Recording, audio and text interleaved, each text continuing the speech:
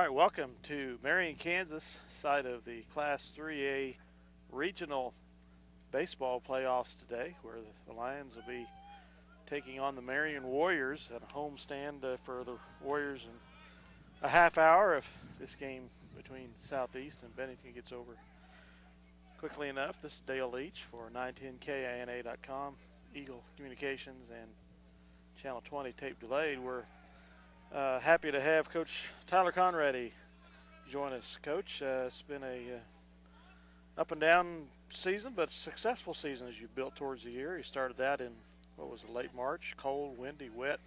Yes. And wasn't a real good game against Sacred Heart, but things have gotten better ever since then, haven't they, basically? Yes. Yeah, they have. We always start out our year with Sacred Heart and Beloit, and those are two really tough opponents. And it's kind of hard to gauge how our team's going to end up being at that point in the season. But since then, we've really played some good, solid defense and put together some games there, and we ended up finishing pretty well toward the end of the year. So we're feeling pretty good about ourselves now. So that's good. Good. At this, my paperwork here at this tournament, we are seeded number 4. Our overall record is 11-9, and I don't know.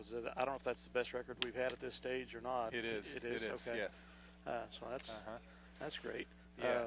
Who are some of the teams we've beaten this year? I know we've beaten Lincoln. We've a doubleheader there. We had a doubleheader against Southeast of Saline that we won. One of those was in a way extended game. Yes. We've also beat Natoma 4 times. Beat Sylvan once. And let's see, that's 4. That's probably, now there's somebody else I'm missing, but yeah, we've had toward the end of the year here, we've put together some wins, and we're on a record to 11-9, so we're doing okay now. We're playing some pretty solid defense. Hopefully we can continue that today. So, were there some firsts here this year? Like, was there a double-header sweep before the Lincoln one that you're aware of in the school history? Not that I'm aware of, and no. It was the Southeast, the first NCAA doubleheader sweep? Well, yeah, it was the first league win for our team at all. Oh, first league win period, I believe okay, so. Well, yeah. So yeah, it definitely was first league sweep then once we finally finished that extended game that got called for darkness. So yeah, it was. Our guys were pretty excited about that. So they got some firsts under our belt here, and it's hopefully we can build on it. So. Yeah, that's great. For those of you that may not be aware of that, about 2 to 3 weeks ago, the Lions are at Southeast of Saline. This does not have a lighted field, and there were some injury delays, etc. Minneapolis won the first game and fell behind in the second game, but came back, got up to 7-6, I believe it was, before the darkness took over. They couldn't finish the game, and they were able to reschedule the last little bit of that. Was Southeast with 2 people on and 1 out. And we were just changing pitchers with leg lighter coming in, and you guys got them out in 10 minutes, and the game was over, and a recorded victory for the Lions, so I understand. That's correct. Yeah, we had base runner the first, or they did. It was top. It was the bottom of the 7th, and we were up by 1, and they had first and third, and we ended up. They popped up to the first baseman and then grounded out to short. So we were within 10 minutes of getting there. We were already finished with that finale. So yeah, that was a good. Well worthwhile second trip to Gypsum. It was. Well, we played a JV game right after that, so we took everybody along and got some JV at bats in for our guys, younger guys. So that was good for us. Oh, good. Seniors this year, you've got Casey Argenbright and Austin Jensen. Who else? No, that's it. That's it. Okay, I didn't think there's too many. Yep. Alrighty. And then you've got several juniors that are going to hopefully be back next year, and some sophomores that are been playing quite a bit. Yeah, we've got a really good crop of juniors there that have played for quite a while now. And we didn't have Austin Goddard last year. He went out and played at Hugoton, I believe, and now he's back again this year and helped us out a lot. That has benefited us. And I wasn't aware he was at Hugoton. Yes, yeah, he was here his first year as a freshman, and then went out there last year. But he's back this year, living here in town. So so that's helped out a lot for us. And he's been our shortstop all year. And Brandon Legleiter's been a good first baseman and pitcher for us. Matt Corman's played third base and pitched for us a lot. So yeah, we've got a good group of juniors there that have been contributing a lot. So good. Who's your best hitter overall, do you think, percentage-wise? Percentage-wise, as far as batting average, Casey Argenbright, he's our leadoff hitter, and he has the best batting average for us. Austin Goddard is close behind him, batting over 300 as well. So he's our third hole hitter. So they've both been doing well. So. Who's been leading in runs and RBIs for you, off your top of your head, if you remember? Runs scored. I believe it's Casey Argenbright and Alex Johnson as well. He's another junior that's been playing center field for us. He's batting in the second hole for us. And both of those two guys have been getting on fairly consistently and stealing some bases, and that's been good for our guys below them that have been able to drive them in. So good. Yeah. So this is the 4th season for MHS baseball, is that right? I think 4th or 5th. I'm not even sure. Yeah. This is my 3rd year here, so But this is your first year as head coach, right? This is my second year as head coach. Okay. Yeah, second year as head coach. All right. So yeah. might be the 5th year then. Yeah. I just might have lost track of time. But so you've seen a lot of growth from last year's team to this year? Oh, much. Yes, we have. Last year I think we only ended up with 3 wins on the year, but the guys we have this year are a lot more of a group together. They play well together, and they seem to just enjoy being out here a lot more than some in the past, and it's a lot more enjoyable to coach. I'm sure. And the guys that actually want to win and want to learn and listen to what you're saying, and it's been a lot more enjoyable for us as a coaching staff too. Plus, I mean, the wins help. So yes, that always helps. Always. Well, you know, the few games that I've seen, you're compared to previous years, your defense appears to be a lot better. Your hitting, I think, seems to be somewhat better too. Yeah. Those two things combined with a decent pitching, can add up. It is. We've been just solid in all the areas. I mean, I'd always like us to hit a little bit better because we have a couple guys hitting over 300, and I like to have a few more that would be up there. But it's a process, and we're trying to get it and building on it for next year for sure, and hopefully we can get a win tonight and have those guys perform for us. So. Yeah. Well, we're taking on the Marion Warriors, the host team tonight. They're 5 seed and we're 4 seed. I think. Correct. Is that right? Correct. They're 10 and 9 on the year. So record-wise, a couple of pretty evenly matched teams. I know you said you've had some opportunities to view some stats on a website, but have you talked to many coaches that have played them, or have been able to get any scouting done on them? Well, I talked to Bennington, Coach Burrow. They played them earlier in the year, and they split with them. They won 8-7, and then Marion beat them 3-0. So as far as what I can tell from stats and from Coach Burrow, they seem to be fairly comparable to us, hopefully, and they've got 3 starting pitchers that have thrown over 30 innings for them on the year, and so that's a good thing that they'll be able to rely on, and they also have a couple pretty strong hitters with some extra base hits and a really good average. So hopefully we can keep those guys at bay and play some good defense. Hopefully pull out the win. So this field that we're playing on here tonight, is it about average what you've been playing on as far as distance to the fences and stuff? Yeah, it has. The right field fence here is 295, which is probably a little bit shorter than normal. But of course, our fence at Minneapolis in right field has that white picket fence area, so that's quite a bit shorter as it comes around too. So it's probably about comparable to our field here. So it's got a all dirt infield, which we're used to at home with the red dirt. So yeah, looks pretty similar. So well, it's just a gorgeous night here tonight. Beautiful night for high school baseball. Not too windy and not too cold yet. So yes, it should be good. Well, Coach, I really appreciate you taking some time out of your pregame schedule and warm-ups to take a few minutes to talk with us. No problem. Thank you. It's been a pleasure to see y'all play ball this year and getting better and catching those first. Yes. The first doubleheader sweep and the first league victories end up being the doubleheader sweep, and that's great. So, well, good luck tonight. Okay. And again, thanks for taking some time to talk with us. No problem. Thank you. Well, welcome, Minneapolis High School Lions fans, to Marion, Kansas. It is May 15th today, or no, 16th today, 2011. We're here for Class 3A Regional Baseball. The Minneapolis Lions being hosted by the Marion Warriors. Minneapolis is 11-9 on the season and the number 4 seed. And Marion is 10-9 on the season and the number 5 seed. If the Lions should win today, they will go on to play Wednesday at 2 p.m. against Hillsboro, who has a 14-5 record, and they had a bye for today as the number 1 seed.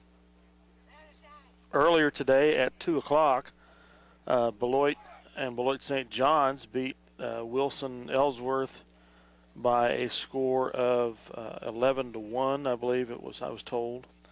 And in the second game that just finished, Bennington-Tescott lost to Southeast of Saline by a score of 14-4. It's kind of a disappointing loss for Bennington. They were up 3-1 going into the bottom of the 5th, and that was a huge inning for Southeast of Saline there, and they scored 10 runs in that inning, going up 11-4 at the end, and the final score was 14-4. Zach Burrows had a solo home run shot over the right field fence in the final inning to help ease the pain a little bit, but overall a very disappointing loss for the Bennington Bulldogs.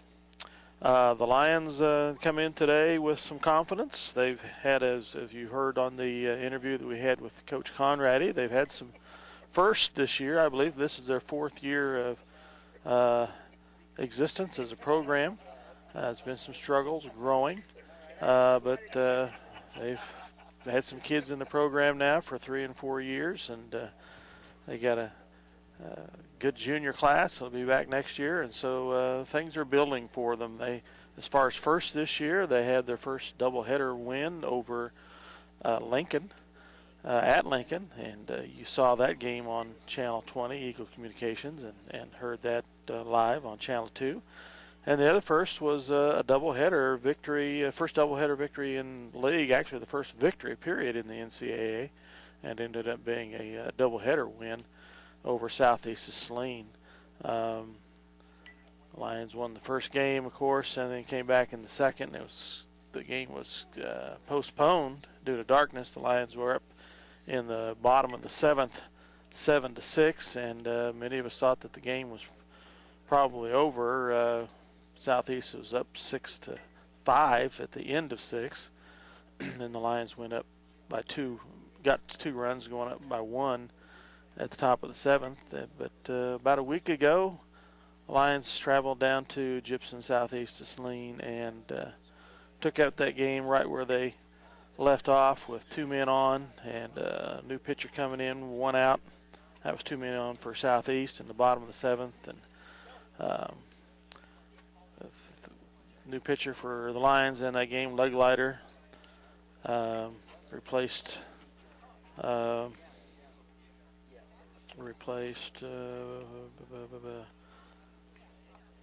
who was it that was pitching? See his name here on the list. I apologize for not being ready. Austin Goddard, I believe, was pitching in the early part of that game. So they took up right where it was at with 1 out. And from what I was told, Southeast's first base runner stole second, so they had 2 in scoring position. Had a good hitter coming up. The Lions intentionally walked that hitter, loaded the bases up with 1 out, and then popped 1 runner out and got another runner out in some sort of sweet fashion. The game was over in 10 minutes, so the Lions got their first not only their first NCAA win against Southeast Saline, but their first NCAA doubleheader win. This beautiful lady here in the press box with me needs no introduction. It's Margot Yates. Today is her 23rd birthday. Her 23rd birthday. So if we all could sing her happy birthday. Well, we're going to somebody sing happy birthday here. It's not going to be take me out to the ball game, but happy birthday to you. Happy birthday to you. Happy birthday, dear Margot. we can hope that guy won't sing the national anthem. But anyway, we're going to expect a good game here tonight against the Lions, against the host Marion Warriors. Again, the Lions number 4 seed, Marion number 5 seed. The Lions have not won a regional game since I believe it was the spring of 2007 at Sylvan Grove. We were there for that game. Mike Perry and myself with the call, and the Lions beat, I think it was the host Sylvan Grove in that game, and then turned around and lost to Lincoln, if my memory serves me correct. And so that ended their season there. And for the last 2 years, we have been at softball regionals at Canton. Galva was 2 years ago, and then last year we were at Riley County.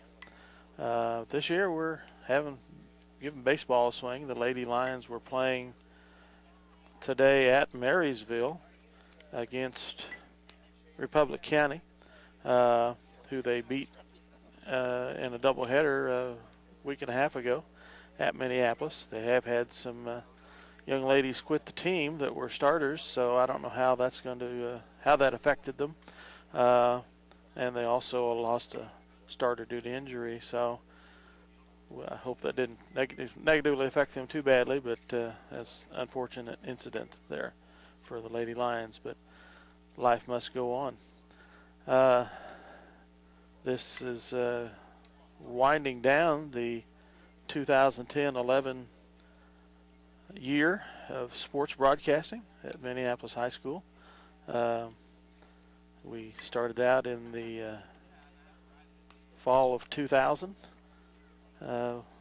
with football. There is being hosted by the Minneapolis Linebackers.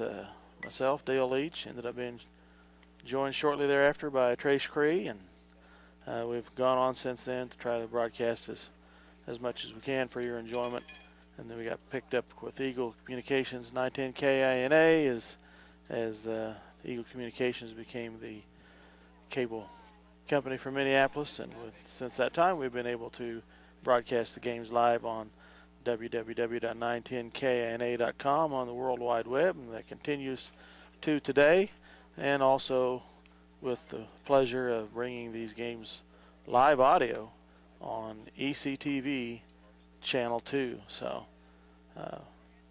we hope you've been able to enjoy these games. We also really appreciate our broadcast sponsors who help us out in bringing these games to you. And I will be reading some of the names of those as the games go along.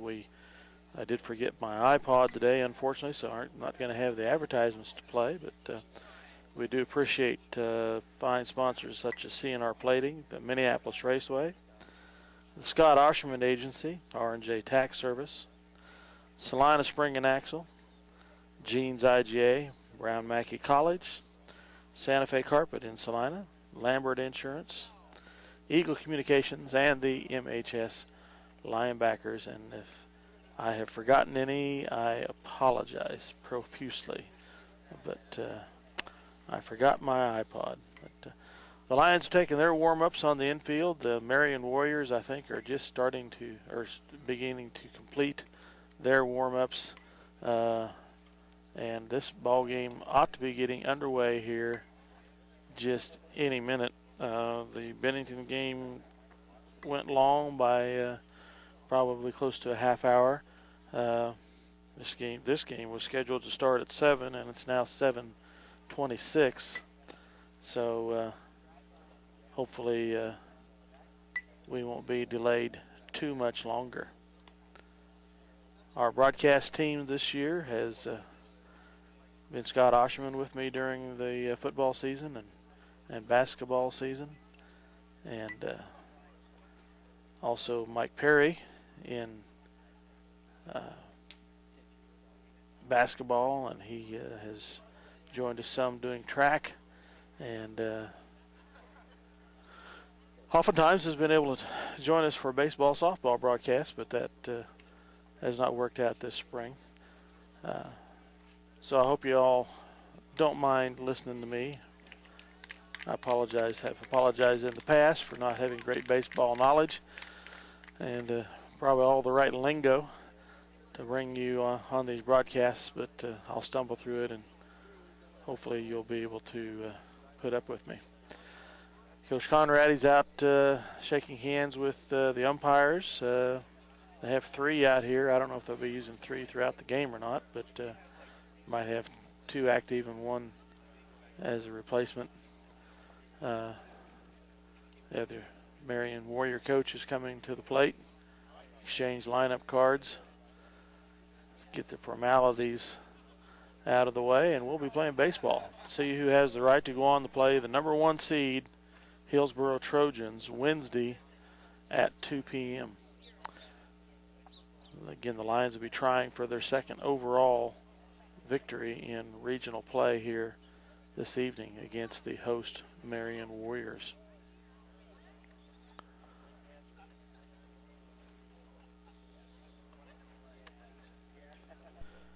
The meeting between the coaches and the umpires is broken up now, and the players are huddling with their coaches to get things underway, and the Lions are going to take the field here to start the first inning. The starting pitcher tonight will be junior Brandon Leglider, number 33. Brandon has also played first base quite a bit this year for the Lions, and is in double headers, has had quite a bit of activity as a pitcher also, and has been consistent for the Lions in getting strikes across the plate, according to Coach, and the team has been productive in backing him up and tracking balls down and getting runners out, and that's a good combination to have when you can have the defense back up the pitcher that's getting the ball across the plate. Catching will be Casey Argenbright. At first base is Sean Forte. Skylar Constable plays second. Austin Goddard plays short. At third, we'll have Matt Corman. Left field, we'll have probably Alex Jensen. Back from, yes, he's out there, back from the injury he suffered at Southeast of Saline when he had the ball come off his head on a high hit ball and bounced off his nose, knocked him out temporarily. Alex Johnson in center field, and in right field is Rex Trahan. Leadoff hitter will be Casey Argenbright. Alex Johnson, the second hitter. Austin Goddard third, and cleanup is Sean Forte, who's hit some home runs this year. Fifth batter will be Matt Corman. Sixth batter in the order is Leglider. Austin Jensen is the seventh batter. Eighth batter is Garrett Lott. And the ninth batter is Alex Trahan. Batter 10 is Constable. Garrett Lott is a designated hitter. For the Lions suited up here tonight, Lane Ham, number 4.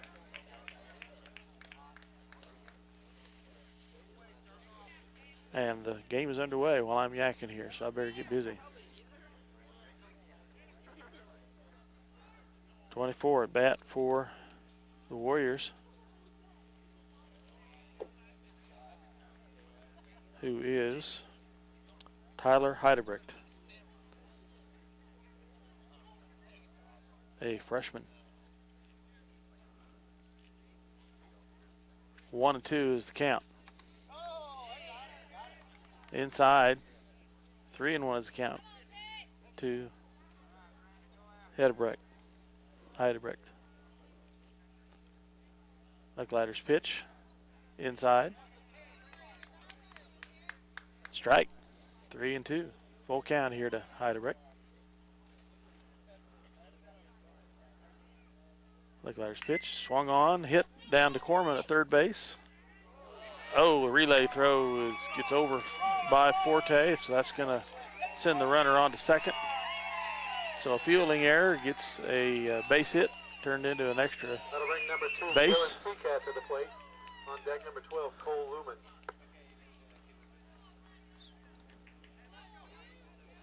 Number 2, Dylan Seacat, another freshman, up the bat for the Marion Warriors as they get a runner scoring position to start the game.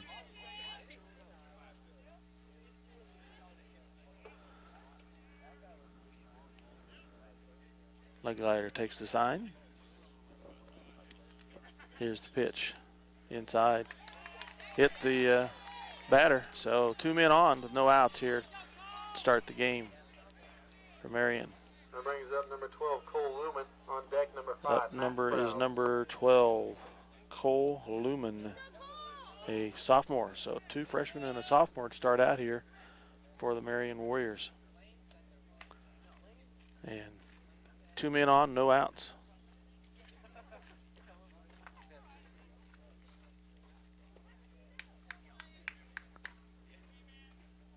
And the umpires are having some discussion here about something, I don't know what.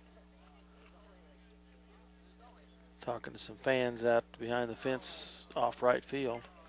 Here we're going to resume play. Leglider pitching to Lumen. Here's the pitch. Low, gets away from Argenbright. Runners advance to second and third. So 2 men in scoring position, no outs for the Marion Warriors.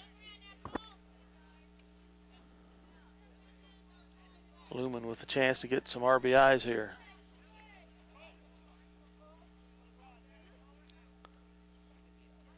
One 1-0 the count. Leglider's pitch, it's hit.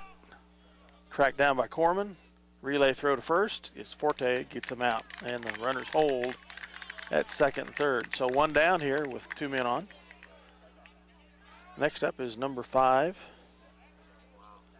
Matt Sproles. Matt Sproles. On deck number 7, Austin Peterson. Matt is a senior for the Warriors. Here's Leglider's pitch. Swung on and missed. The Warriors and the Lions have one common opponent this year, or no, actually not a common opponent, but they did split with Bennington. Here's the pitch by Leglider, high. 1-1 the count. The Warriors split with Bennington. Bennington won 8-7 and then lost 3-0, I believe. Strike 2 by Leglider. So 1-2 the count for Sproles. Here's the 1-2 pitch by Leglider. Swung on, hit foul down the right field line over the dugout of the Marion Warriors. So 1-2 still the count to Sproles. 1 out here, top of the first. Leglider started out with some balls in the first couple of, batters, but been getting some strikes in there. Here's the pitch. Outside corner, not there. Ball 2. 2-2 the count.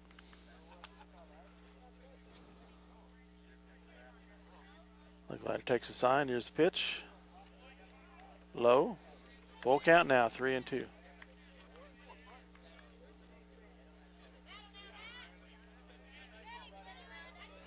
Brandon's pitch. Swung on, hit down the left field line, and it falls between the shortstop and the left fielder. 2 runs will score. And Sproles stays on first. Now to bring up number 7, Austin Peterson. On deck, number 6, Corey Seacat. So 2 runs score on the hit by Sproles for Marion.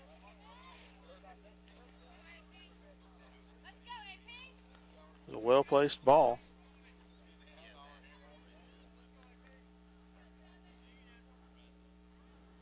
Here's the pitch.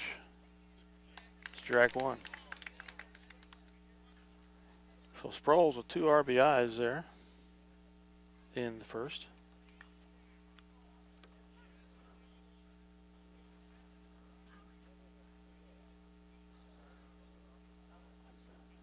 Batter steps out of the batter's box to take a sign from the coach.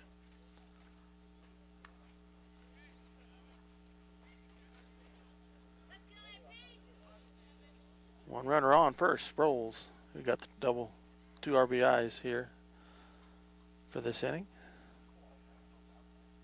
Ledger's pitch. Foul down the right field line is the hit. The batter right now is number 7, Austin Pedersen, a junior.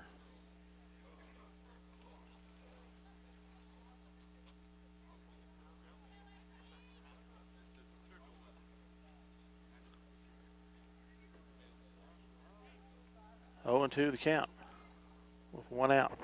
Here's the pitch. Swung, hit. Austin Goddard short. Relay throw to first. Forte gets the out. Sproles moves to second for the Warriors, the scoring position, but 2 men, 2 outs. That'll bring up number 6, Corey Seacat. On deck, number 14, Jacob Bangs. Corey Seacat, another senior for the Marion Warriors, up to bat.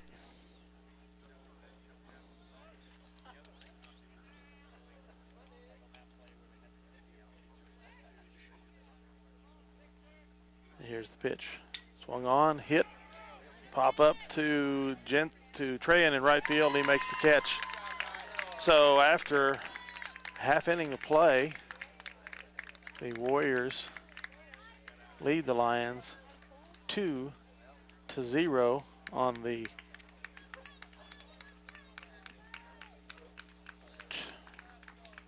two RBI single by senior Matt Sproles.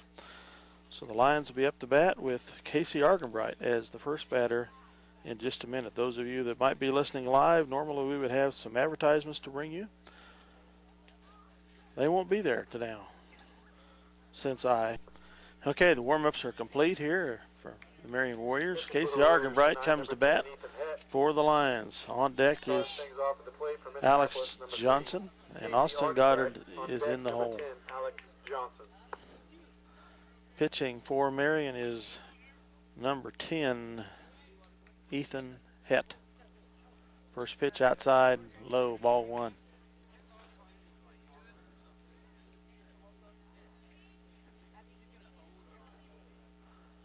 Second pitch.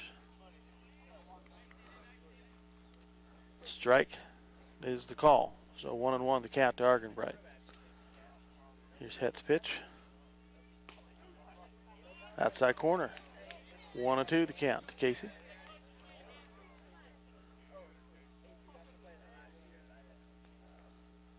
Here's a pitch from Hett.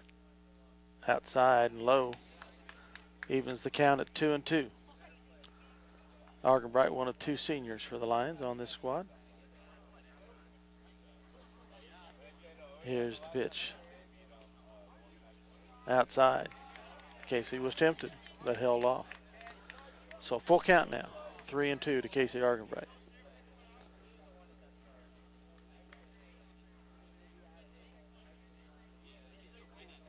And here's the pitch. Swung on and hit. Caught by the left fielder, a diving catch. I thought it might fall, but great catch by the left fielder. Put Argenbright out. Johnson On deck, Alex number Johnson 7, up for the Austin Lions. Goddard. On deck is Austin Goddard. In the hole, Sean Forte, the cleanup hitter. Hits pitch.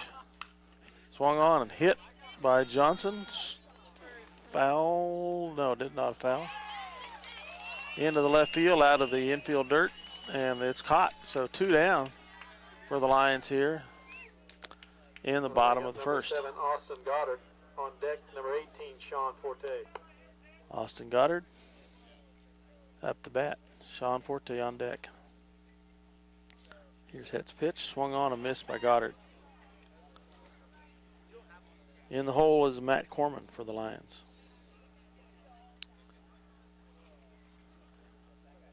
Het's pitch. Swung. Called strike. 0-2 the count to Goddard. Here's Het's pitch. Outside. 1-2 the count.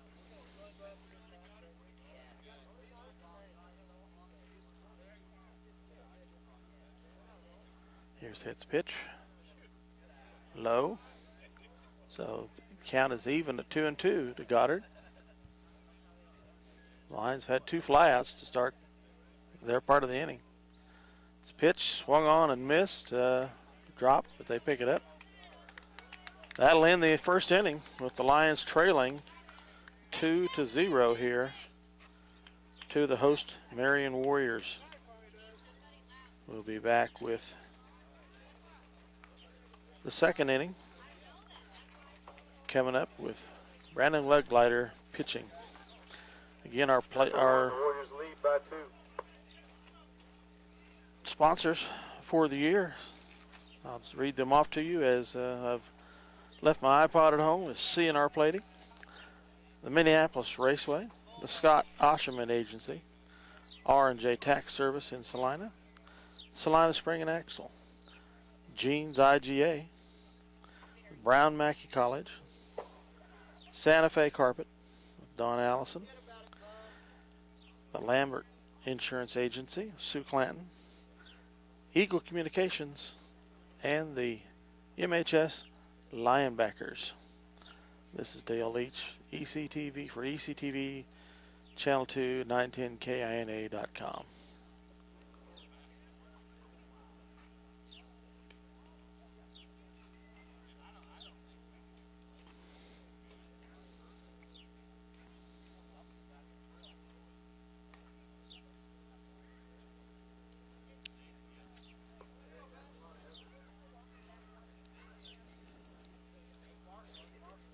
Starting the second inning off for the Warriors, number 14, Banks Harper.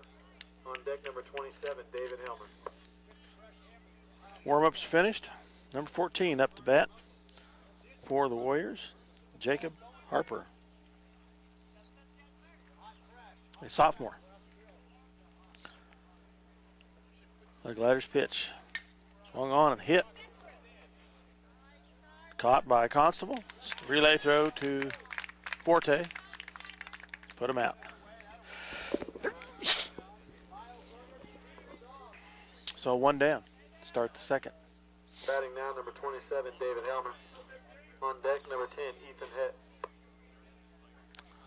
27. David Helmer, a junior. Here's Legglider's pitch. Inside. Excuse me. Got away from Argenbright. Nobody on, so no damage. Legglider's pitch swung on and hit. Bounces in the left field. Picked up by Jensen. The runner will hold at first. That'll bring up number 10, Ethan Hett. On deck, number 24, Taylor Idebrecht. The pitcher, Ethan Hett. On base. Or at the plate to hit. Excuse me.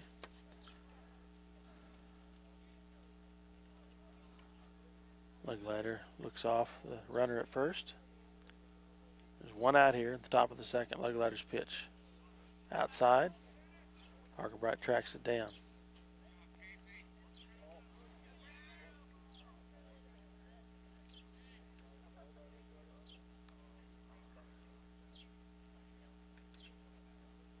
Batter steps into the box.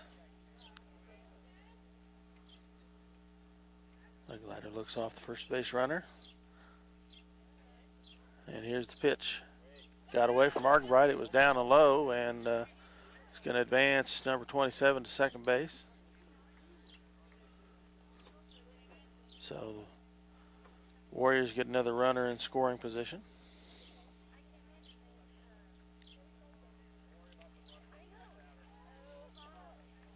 One down here in the top of the second with the host Warriors at bat.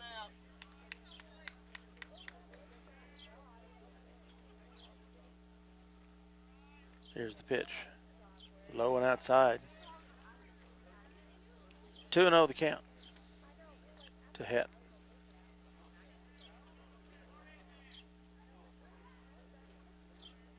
Leg-Ladder's pitch. And they're going to call a balk. And the advancer, the runner number 27, David Helmer, is advancing to third base.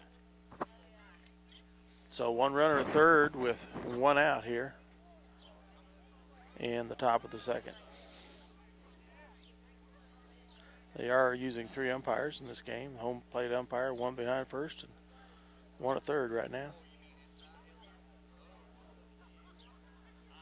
3-0 the count to Het.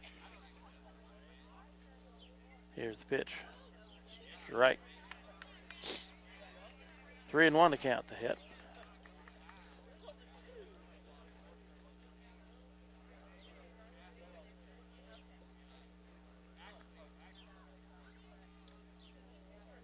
Leg-Ladder's pitch coming.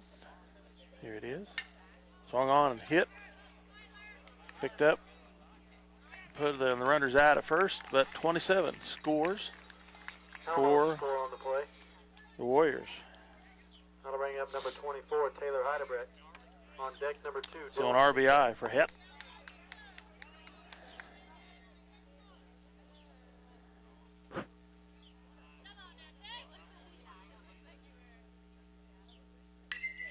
.24 with the hit, and it's going to fall fair deep in the left field. Jensen's trying to track it down. The batter runner holds the second with the double.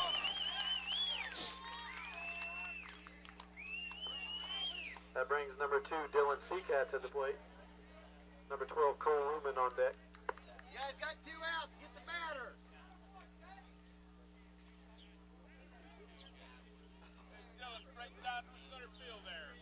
Two down. Lions trailing 3-0 here in the top of the second. One runner on second. David Seacat up for the Warriors. Second time through the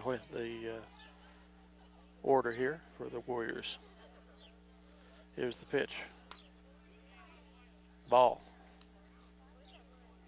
1-1 the count to Seacat.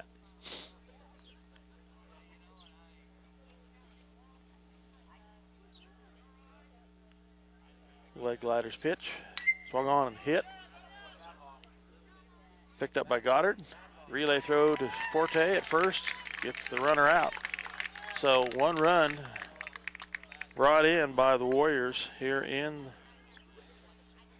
the top of the second. Makes the score 3-0 over the Lions. Coming up to bat for the Lions will be Sean Forte. On deck will be Matt Corman and Brandon Leg-Ladder. The pitcher will be in the hole. We'll be back.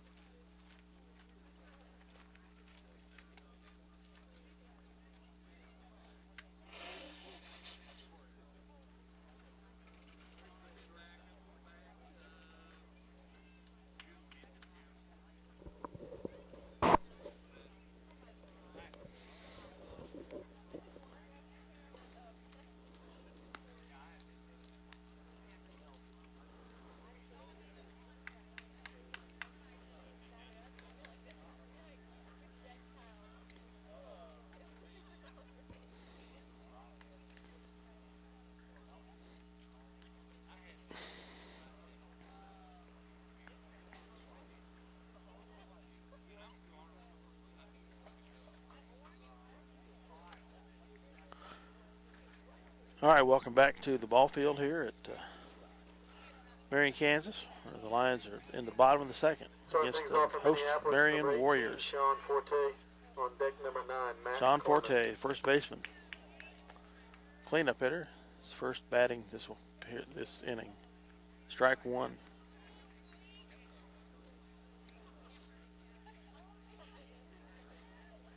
Here's Het's pitch. Swung on and missed by Forte.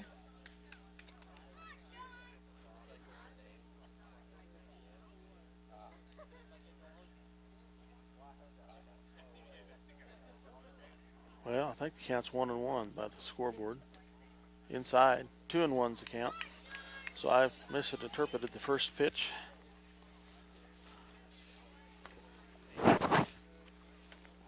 Here's the pitch, low and outside. 3-1 the count to Forte.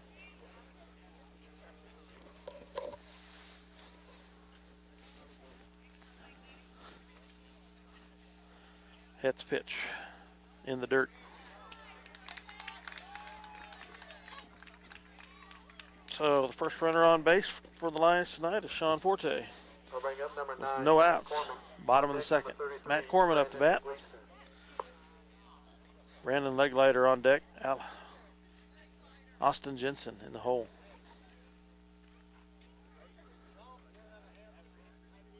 Here's Het's pitch. Strike one to Matt Corman. The message from the cook, he says we're running out of hamburgers over there, so you ought to get over and get one while they're still hot. That's Diesel Dog Roger there, cooking up over there. Using too much diesel fuel on the grill. Here's Het's pitch. Outside and high. 1-1 the count.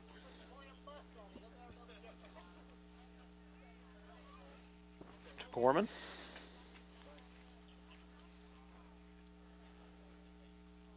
Sean Forte at first. Here's the pitch. Outside. 2-1 the count to Corman.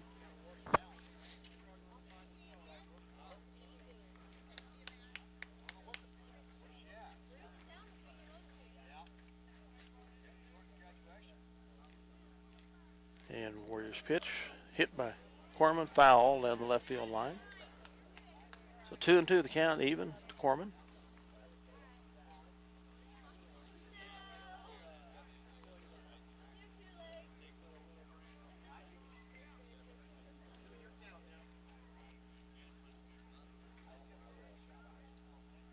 Here's the pitch.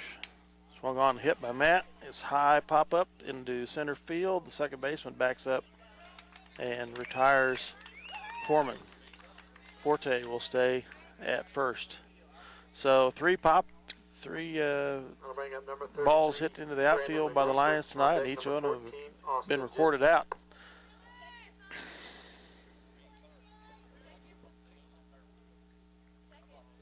Brandon Leglighter up for the Lions.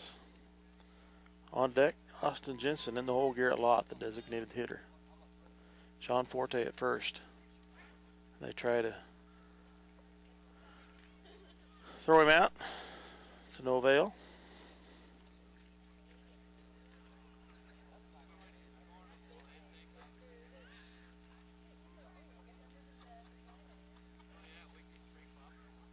Here's Het's pitch. Swung on and hit by Leglighter. High pop up. It gets by the first baseman and bounces in the dirt, and Leglighter's going to be safe at first. Forte moves to second. He had to hold up till the very end, and the first baseman just misjudged that ball, and it dropped over his head into the ground, and nobody else could get to it quick enough. Forte moved on to second. Leglighter safe at first, so 2 men on. One down here in the bottom of the second. Austin Jensen up the bat. Here's the pitch. Ball one. On deck is Garrett Lott, the designated hitter. In the hole, Rex Tran.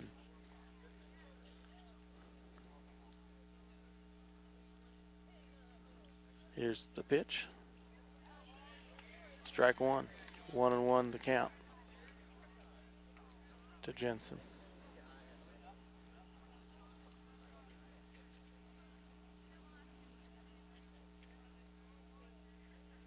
Here's the pitch. Ball. Well, the scoreboard shows 1-1, so I guess I'll have to agree with him.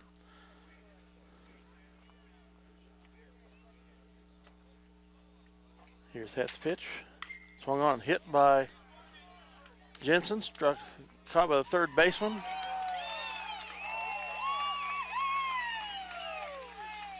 Forced out at third on Forte, and the throw in time to first to put Jensen out. Ends the inning with the Lions trailing 3-0 here to the Warriors of Marion. Some of our sponsors again are CNR Plating, Minneapolis Raceway, the Scott Osherman Agency, R&J Tax Service, Salina Spring and Axle, Jeans IGA, Brown Mackey College, Santa Fe Carpet with Don Allison in Salina, Lambert Insurance with Sue Clanton in Minneapolis, Eagle Communications, and the MHS Linesbackers. We'll be back for the top of the third action in just a minute. Well, welcome back here as we get ready for the top of the third. We're joined by AD Terry Meckel at Minneapolis High School. Welcome, Terry. Thanks, Dale. You bring me up on history here. You coached the Lions, what, the first 2 years of the program? Gosh, I think so. Yeah, and then Conradi, this is his second year? I was just going through it in my head on the way down, thinking it would have been this 4 years ago. When we started the program out? We started the program, yeah. Mm-hmm. Starting the third inning off for the Warriors, number 12. And you all got a win against Sylvan Grove, I think, in the regional, didn't you? Not that year. It was oh, the that was the second year? Okay. Because we put program in February. Oh, that's so right. we only put a partial schedule together. Yeah. Okay, I remember now. Yeah. Okay, 12. Fielding error there by Goddard. Safe at first. It's number 12. So the Warriors get one man on real quick here. That was Cole Lumen. Hello. That'll bring number 5, Matt Sprouse to the plate. Relay throw was good, but with the bobble ball there by shortstop Goddard, that just got him there in time. Number 5, Matt Sproles, had the 2 RBIs in the first inning, is up to bat. Senior. One man on, no outs. He shows bunt. Here's the pitch. Swung on. Possibly a foul tip. 0-1 the count to Sproles. The junior leg lighter pitching for the Lions.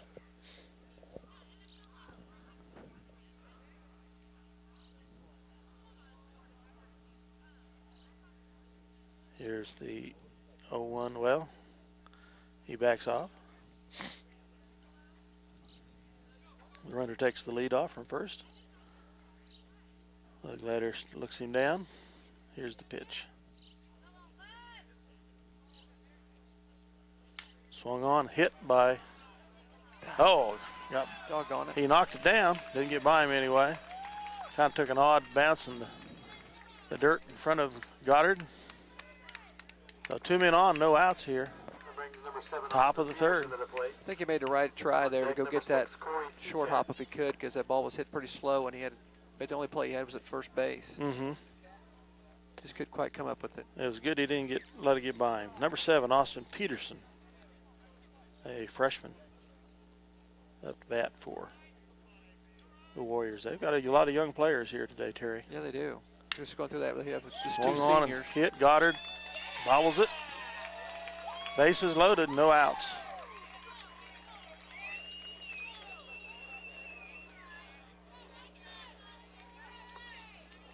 Number 6, Corey And Seacat at the plate. Coach Conradi comes out to on deck, number 14, Banks Harper.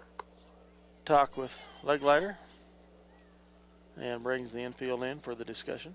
I don't know if there's as much talk to Brandon as much as just to Yeah. kind of settle the team down a little bit right now.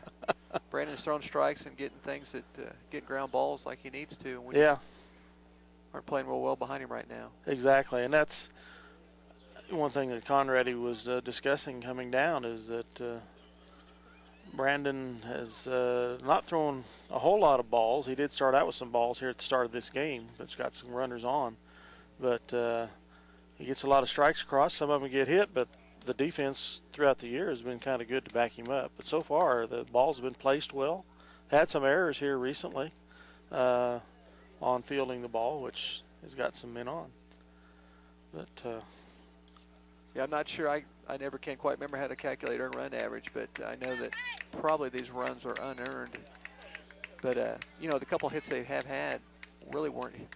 They're off the handle and kind of just dumped in where there was no one around. Only one ball was hit real well. And these guys are all on base here without a hit, I believe.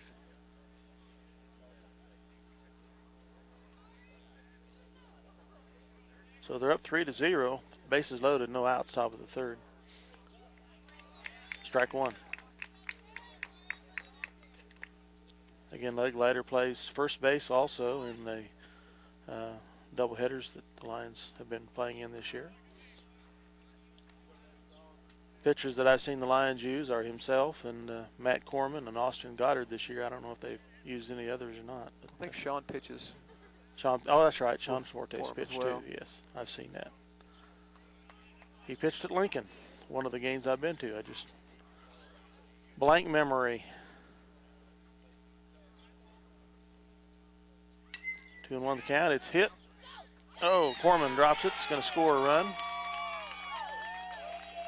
It just kind of a low ball to him. Scores on the play. That brings up number 14, Bangs Harper. On deck, number 27, David Helmer. Makes the score 4-0 in favor of the Warriors. With no outs here at the top of the third. Bases loaded. Legleiter's pitch. Swung on and hit. Goddard. Force out at second. And not at first. Another runner scores. Making it 5-0. Sprouse scores on the plate. With one out now. Runners at the corners, first and third. David Helmer on deck number 10. 27, Helmer had, I believe, an RBI. Or he got on base and scored anyway. Can't remember if he got the hit or was walked.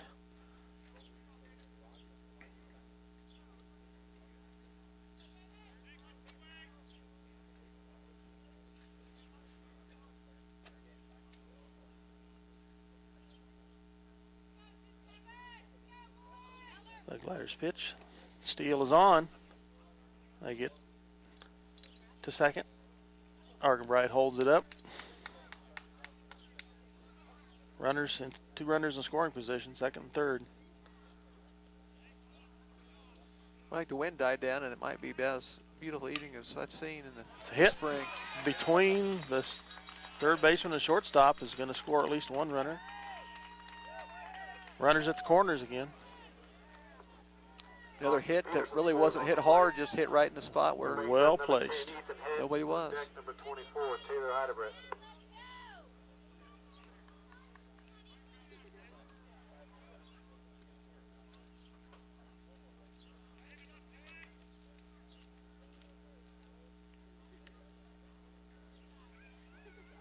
Legleiter's pitch. Strike one on the outside corner. No, it's ball, excuse me. Misinterpreted the umpire there. It's 6-0, one out, top of the third. Legleiter's pitch in the gap again. That's going to score one. Tracked down by Jensen. Runner's going to hold at second and first.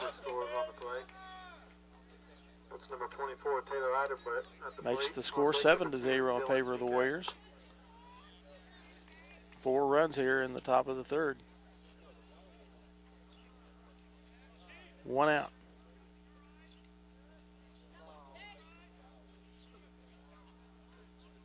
Here's the pitch. Ball one. Again, the Warriors have been getting the wood on the ball, or the aluminum on the ball here. Getting the ball in the well-placed areas for them. Here's a pop-up hit. Trying to be tracked down by Argenbright. He couldn't quite get it. So foul. 1-1 is the count. 1 down. The Lions trailing 7-0. That's a tough play for a catcher right there. That ball's always tailing back to the infield.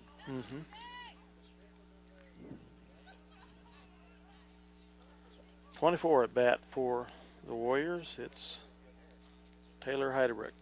He's their leadoff hitter, I think. Strike one. Strike two, 1-2 the count.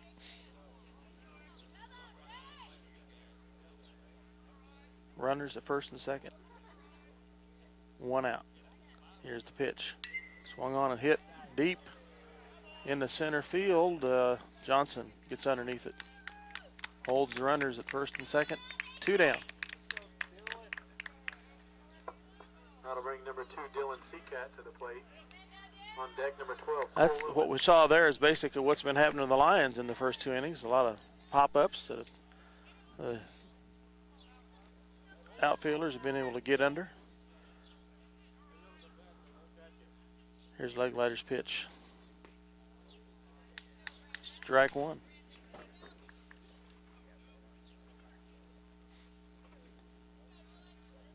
Number 2 is the batter, Dylan Seacat.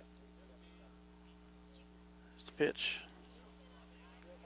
Ball 1. 1-1 the count to Seacat.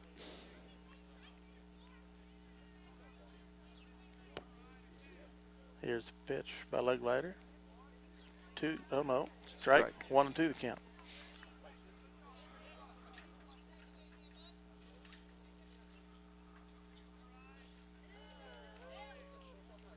Here's the pitch. Inside. Count evens at 2-2.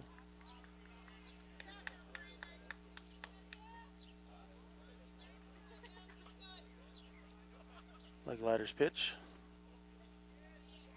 Outside. Full count, 3-2 to Seacat. The runners should be moving right now.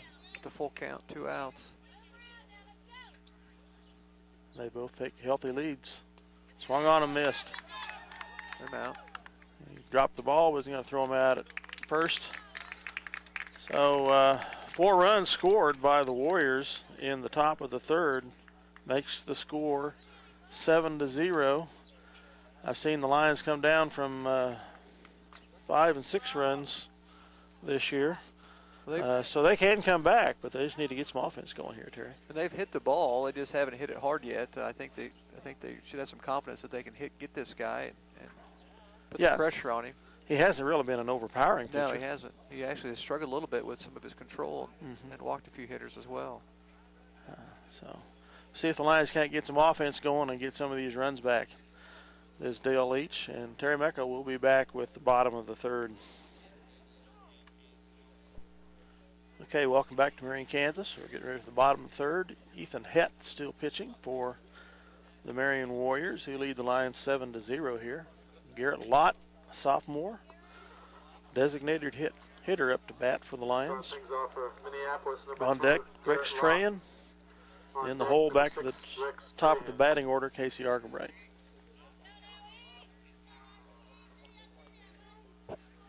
Hett's pitch. Ball 1.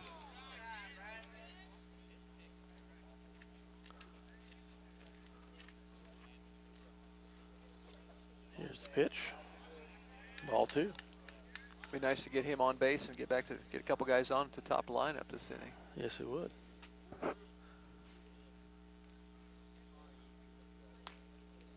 Ball 3. 3-0 the count. A lot.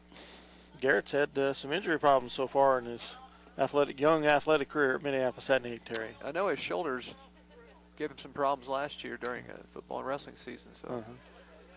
And he didn't go out for wrestling this year either, did he? This year he was able to. Oh, was he? Okay. So. I apologize. Garrett, ball 4. He's walked to first. So 1 man on, no outs here.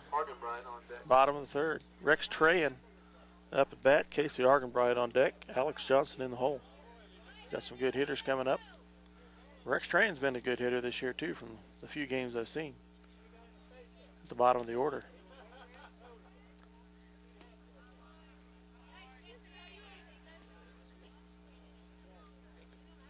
Yeah, one time I'd heard that the prognosis wasn't too good for Garrett on whether he'd be be able to participate much at all. So yeah, it's nice to see that he's able to get back in the swing of things here.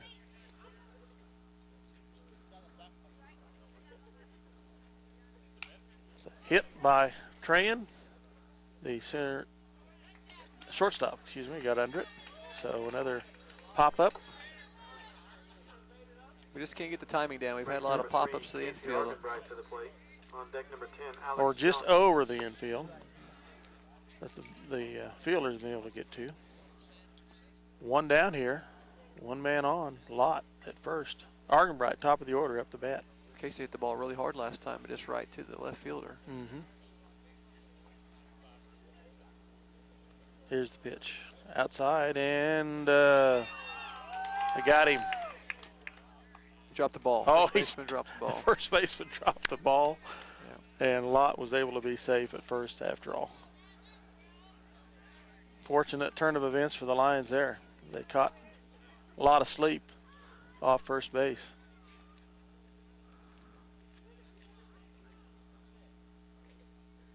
Oh, and 1 the count. Here's the pitch, high. 2 balls, the ref's the ump is showing. I just must have misread the scoreboard, or they had it up wrong. One or the other. 2-0 to Argenbright. Here's the pitch. Inside and low, 3-0. Pitcher walked a lot. Had a pop-up by Tran. And Argenbright's ahead in the count, 3-0 here. Het's pitch is coming. Inside. Nope. Had a strike in there somewhere. I don't know if that was it or not. That last one was, he's kind of got a slow strike call. Okay. So it is 3-1 now. It looked like a ball to me, but that one never was a ball. Yeah. 3-1 the count. Foul tip by Argenbright. Full count now, 3-2. Casey's one of our leading hitters, from what I understand, and one of the leaders in scoring runs too on the season. Here's the pitch, hit, there pass. We go. First baseman, they got him the second base runner.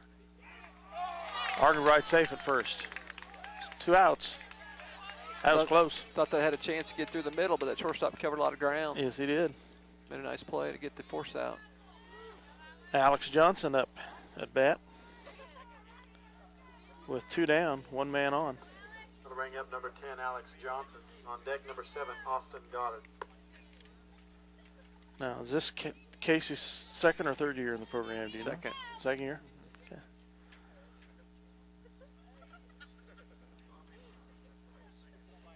Here's the pitch. Strike 1.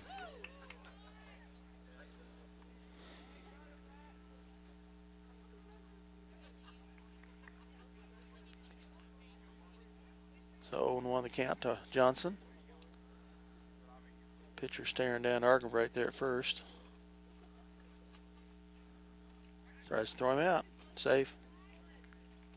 Well, have you heard at all how the softball team did? I've had conflicting reports.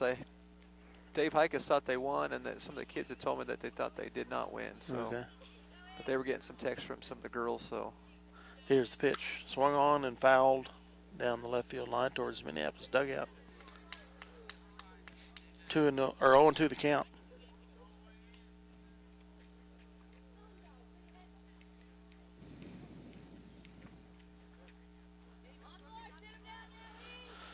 Oh, to the count to Alex Johnson. Het pitching for the Marion Warriors as they lead 7-0. 2 outs here. Argenbright's running. Safe. And they lose the ball in the dust. With the drop, Argenbright's safe at second, so 1 runner in scoring position with 2 down. 1-2 the count to Alex Johnson. Alex has had some decent hits in the few games I've seen this year. Johnson, a junior. Here's the pitch. outside and low. Evens the count at 2-2, I believe.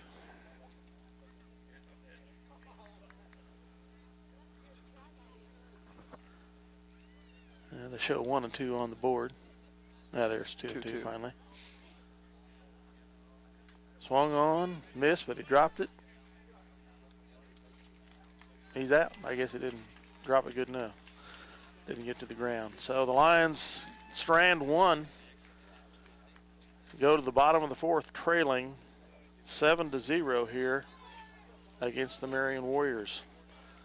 Some of our sponsors again are CNR Plating, Minneapolis Raceway, Scott Osherman Agency, R&J Tax Service, Salina Spring and Axle, Jeans IGA, Brown Mackey College, Santa Fe Carpet in Salina with Don Allison, Lambert Insurance, Minneapolis, Sue Clanton, Eagle Communications, and the MHS Linebackers. Be sure and thank our sponsors when you do business with them. We surely appreciate it. We'll be back with top of the 4th in a minute. Okay, we're getting ready to start the 4th inning here. The Lions trailing 4-0 against the host Marion Warriors. The Lions are the number 4 seed. The Warriors number 5 seed here in this regional. Number 12 for the Warriors, Cole Lumen up to bat, a junior. Ball 1 to Lumen. Here's the 1-0 pitch. Swung on and hit. Goes to Johnson in center field. It gets over him. Tran tracks it down. The runner's heading to third. And the Lions get the cutoff to stop him there. Cole Lumen with a triple. To the plate on deck number 7, Austin Peterson. With no outs here to start the top of the 4th.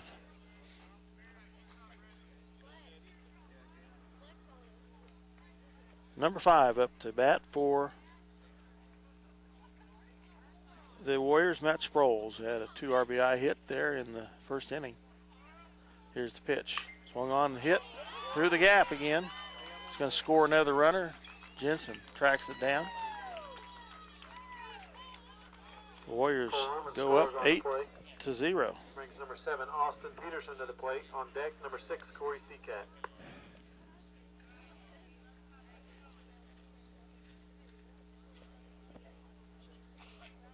So no outs here, top of the 4th. 1 run batted in already.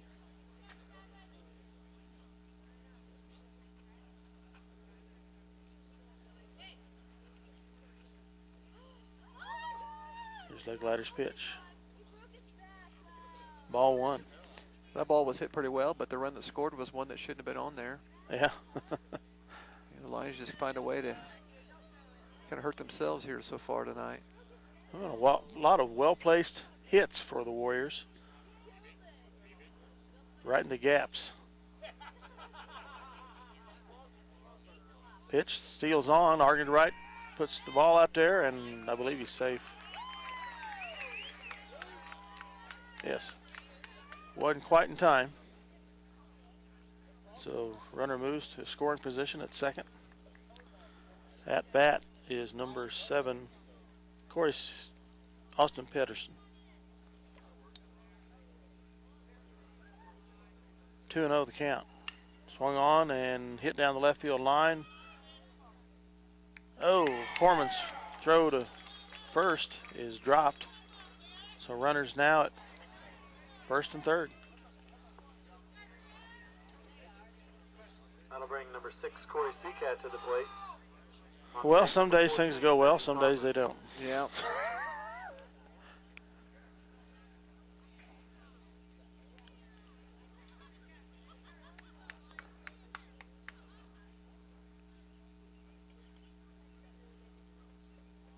Two runners on, no outs.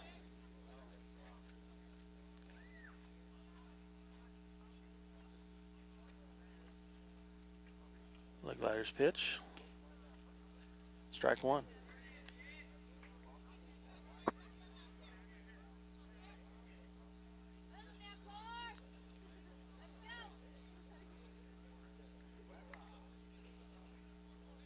Leglider takes a sign from coach. Looks off the runners. Here's the pitch. Runners steal second. Arkwright saw he wasn't going to be able to get the ball there the second time. Actually, there wasn't anybody covering the base yet. So 2 runners in scoring position, no outs. The count's 1-1.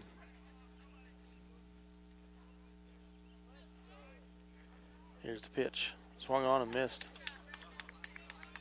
1-2 to the count.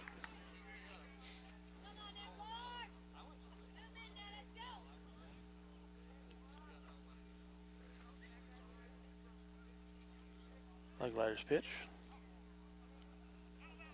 Kind of a half swing there and ended up fouling it off. Yeah, it's foul tip, I guess.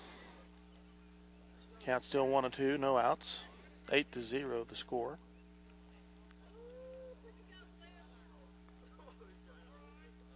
Leglider's pitch.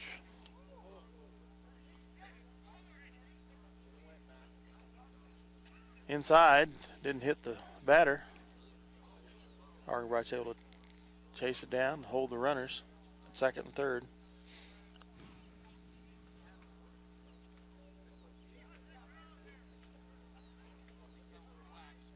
Here's the pitch. It's hit, pop up.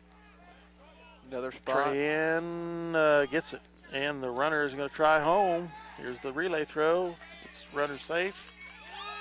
Throw to third. Sprouse scores on the play. And he's safe at third.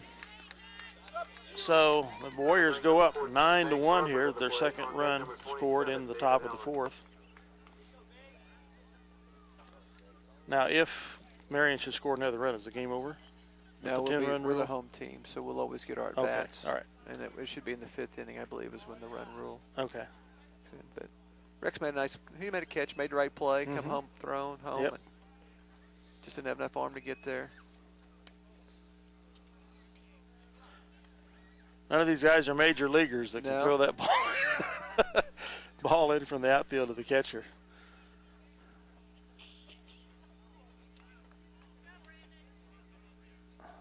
Two 2-0 the count to number 14. Jacob Harper. Swung on and missed. So 2-1 to Harper.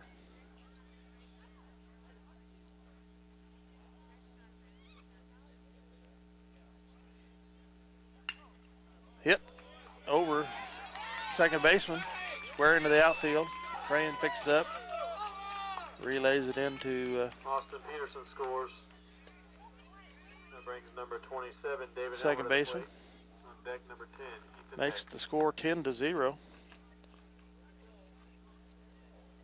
2 runs in the first inning, 1 in the second, 3 in the third, and 4 in the third, 3 here in the top of the fourth, 1 out.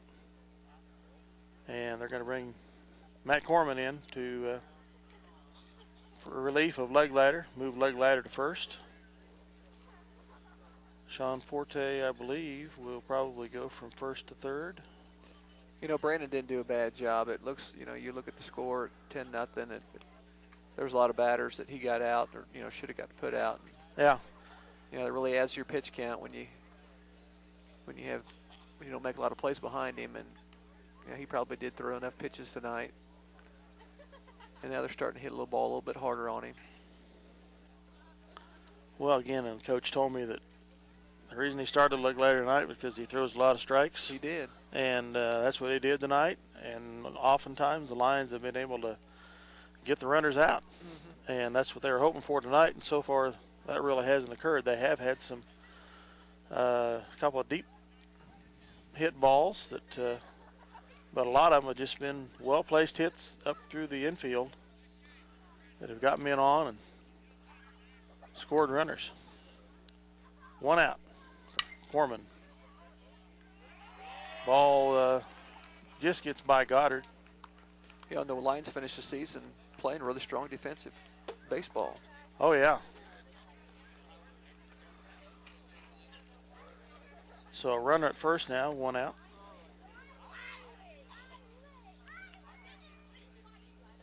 Number 10, the pitcher, Ethan Hett, a sophomore, up the bat. Corman's pitch, foul tip.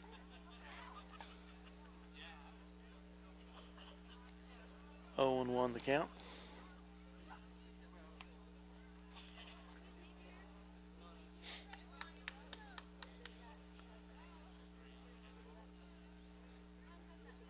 Here's 0-1 pitch from Corman.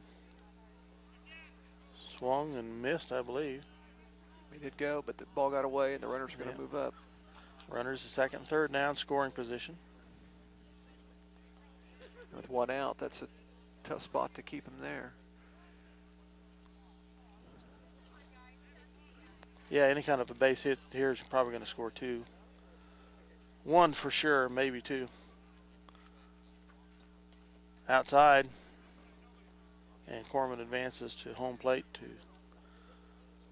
hold the runner while Arkwright retrieves the ball. 1 and 2 the count to Hett.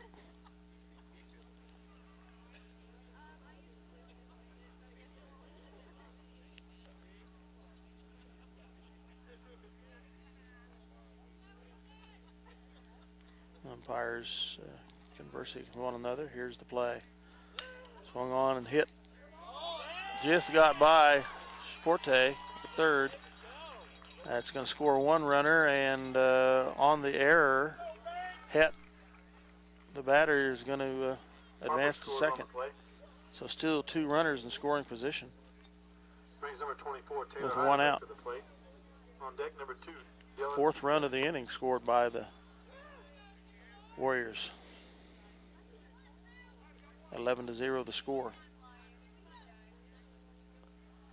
Up to bat, 24. Taylor Heidbrich. Ball 1.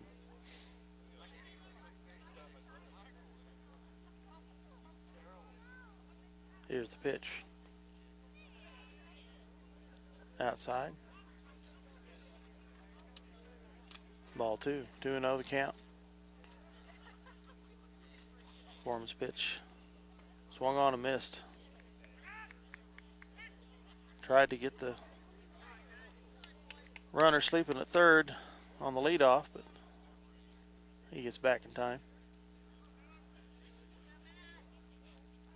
2-1 pitch here from Corman. Swung on and hit. Center field. Lands in front of Johnson. He stops it. But 1 more run's going to score. Runners at first and third for the Warriors. Yeah, you mentioned about this Marion team being pretty young, and they are very young. I know their catcher is a senior, and other than that, I haven't really seen another senior. I have 2 on the field, but I think I've seen 1 senior at bat and 1 junior at bat, and the rest have been sophomores, freshmen. I could be wrong. The last 2 hitters have hit the ball well. They've both been freshmen. Matt Sproles is senior, number 5. And he's their starting catcher. He's got a nice arm. Cole Lumen, 12, is a junior.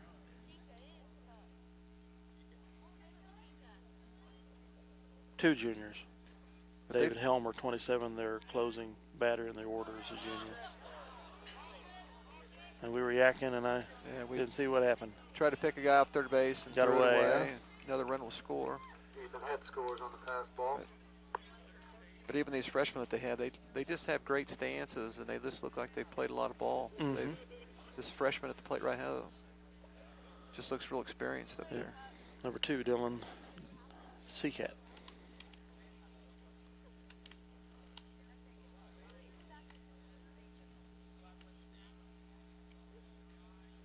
Corman's pitch.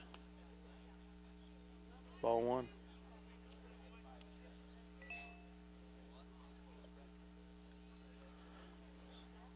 So 1 runner at second.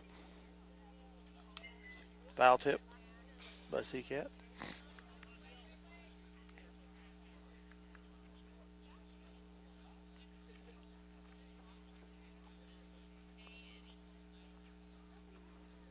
Corman's pitch.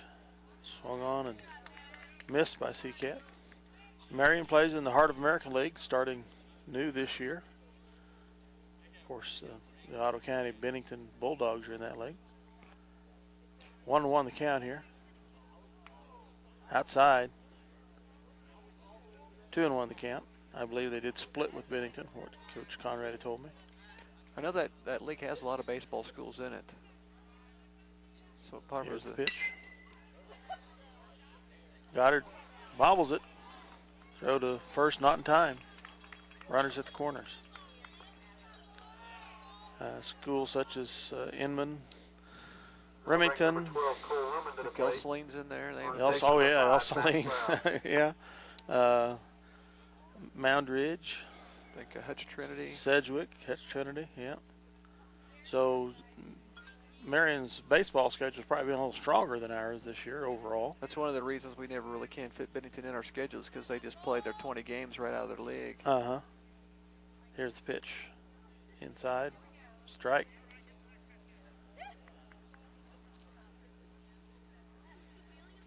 Oh, and 1 the count. Swung on, hit. Goddard tracks down to one hopper.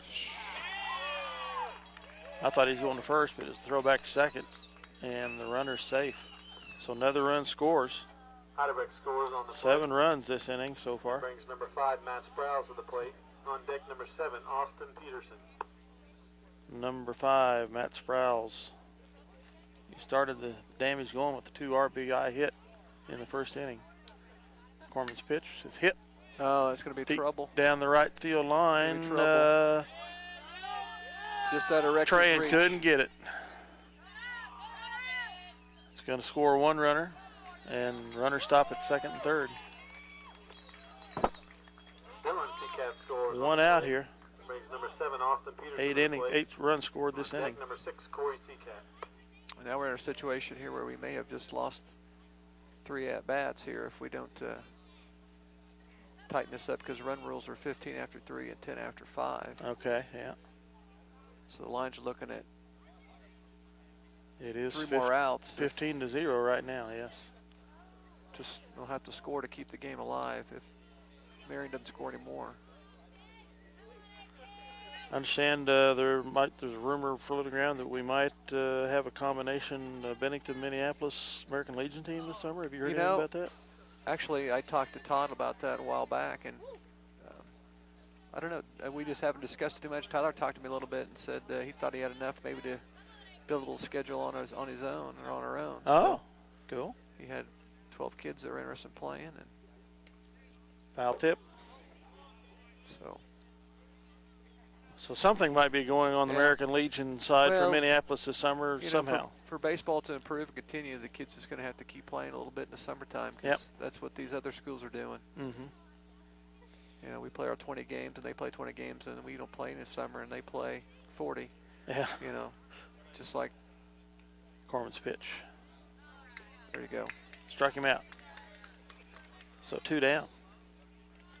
Yeah, and gosh, of course, I don't think we have too many basketball players on the squad. There might be a few football players.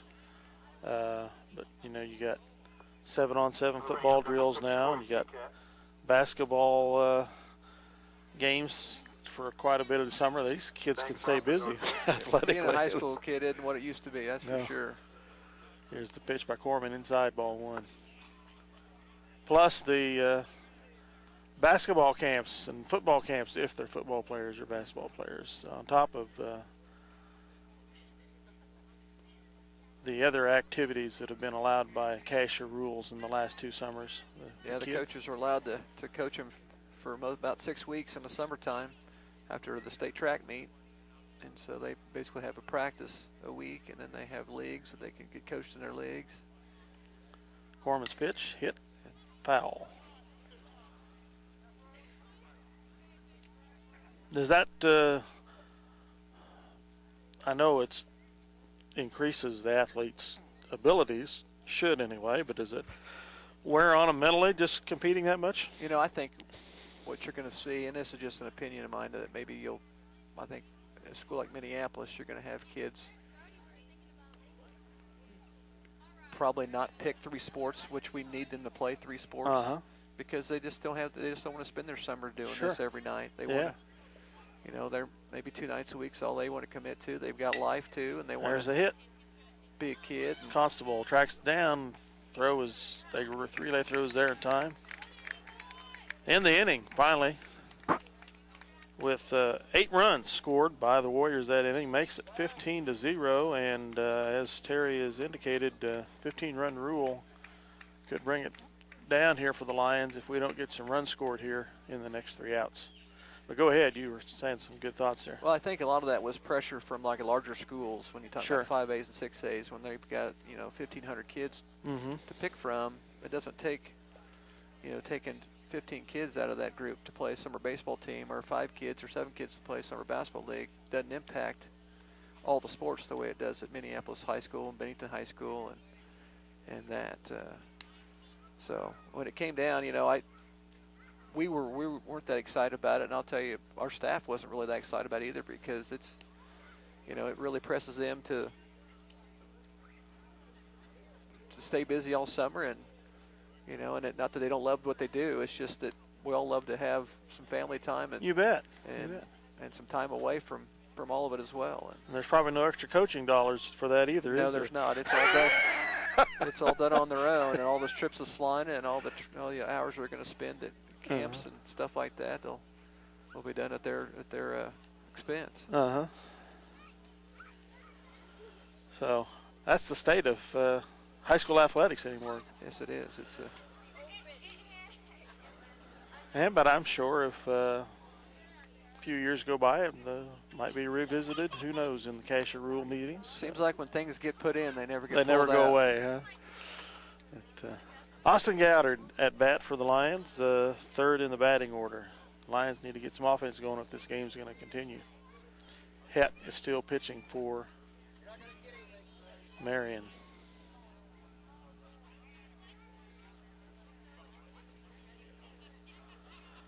Coach Conrad was telling me that Goddard was at Hugoton in the previous he was here his freshman year, and it was actually started for us at shortstop and second base that year as a freshman, and then he went to Hugoton for a couple seasons, or for one, and then he's back here for his junior year, and he's, even as a freshman, he had one of our better bats on the team. So been a solid contributor this year. Want to know the count, Goddard. Here's the pitch, inside, 2-0.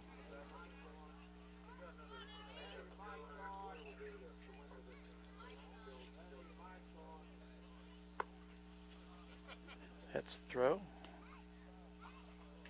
A little bit outside, 3-0 the count.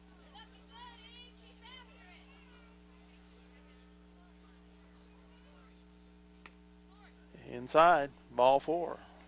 With no outs, we get a runner on. That's probably about as frustrating right there for a Marion coach when you got a 15-run lead and throw 4 straight balls to your leadoff hitter. Sean Forte, the cleanup batter, up. Matt Corman on deck. Leg later in the hole. And Sean has put a few over the fence this year.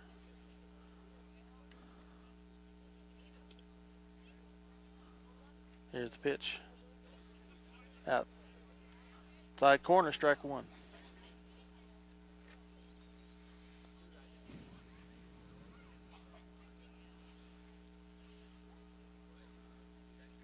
Here's the pitch, inside. But strike is called. I think that nice little breaking pitch right there. I think it just caught the corner. 2-0 the count, or 0-2 the count, excuse me, to Forte.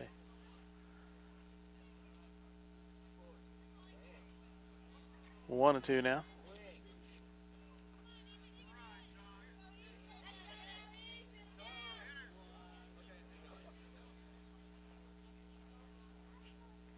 Hits pitch. Hit by Forte. Caught by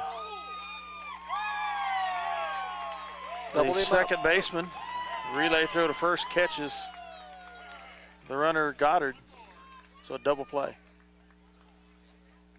That'll bring up number 9, Matt Corman.